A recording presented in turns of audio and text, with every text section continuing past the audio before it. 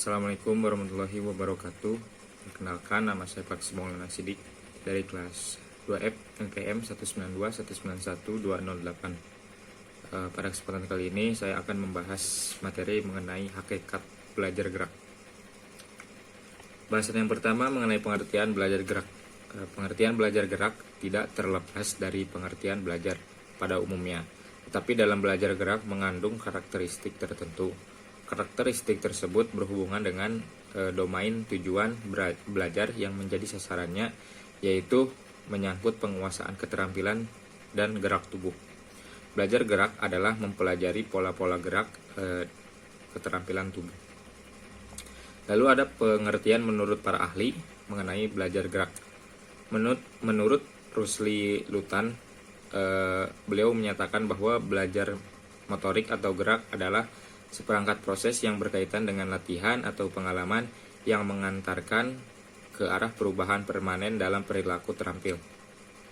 Lalu ada juga Sugianto berpendapat bahwa belajar gerak adalah belajar yang diwujudkan melalui respon-respon muskular yang diekspresikan dalam gerakan tubuh atau bagian tubuh.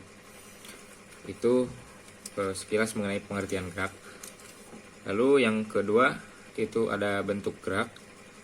Proses pembelajaran pendidikan jasmani berkaitan dengan proses belajar motorik dan proses mengajar keterampilan motorik. Menurut Sukin Taka, bentuk-bentuk pembelajaran pendidikan jasmani meliputi 3 bagian, yaitu tahap yang pertama, tahap pendahuluan, tahap membuka pelajaran atau tahap latihan pemanasan. Lalu tahap yang kedua ada tahap pelajaran inti atau tahap pengembangan bahan pelajaran, dan yang ketiga tahap penutup atau tahap latihan penenangan.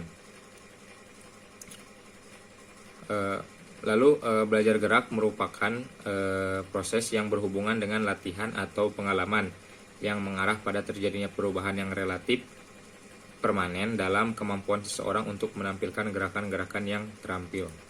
Itu pendapat menurut Schmidt. Lalu yang terakhir ada bahasan mengenai ranah gerak atau ranah psikomotor. Ranah gerak atau psikomotor adalah ranah yang berhubungan dengan aktivitas fisik, misalnya lari, lompat, melukis, menari, memukul, dan sebagainya. Berkaitan dengan psikomotor, belum berpendapat bahwa ranah psikomotor berhubungan dengan hasil belajar yang pencapaiannya melalui keterampilan manipulasi yang melibatkan otot dan kekuatan fisik. Menurut Sukin Taka, ada beberapa tahap perkembangan motorik anak. Itu yang pertama ada aktivitas rekreasi. Itu menggunakan situasi hidup sehari-hari di dalam rumah seperti suasana lompat tali, mengembangkan, menilai dan memperbaiki keterampilan bergerak, atau berrekreasi dan berkeinginan belajar keterampilan sosial yang baru sehingga dapat meningkatkan perkembangan gerak lompatnya. Yang kedua ada akuatik, itu pengembangan kemampuan yang berkaitan dengan air, mengkoordinasi pernapasan dengan gerak yang layak, perkembangan daya tahan, dan mampu menyelam di dalam air.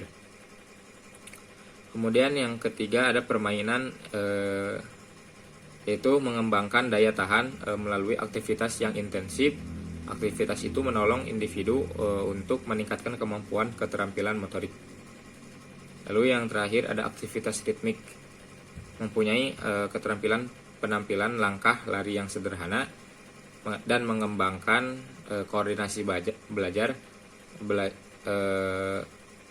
kehalusan gerak dan kesenangan. Dan yang terakhir itu mengembangkan kemampuan tentang irama. Mungkin cukup sekian bahasan yang dapat saya bahas. Kurang lebihnya mohon maaf. Wassalamualaikum warahmatullahi wabarakatuh.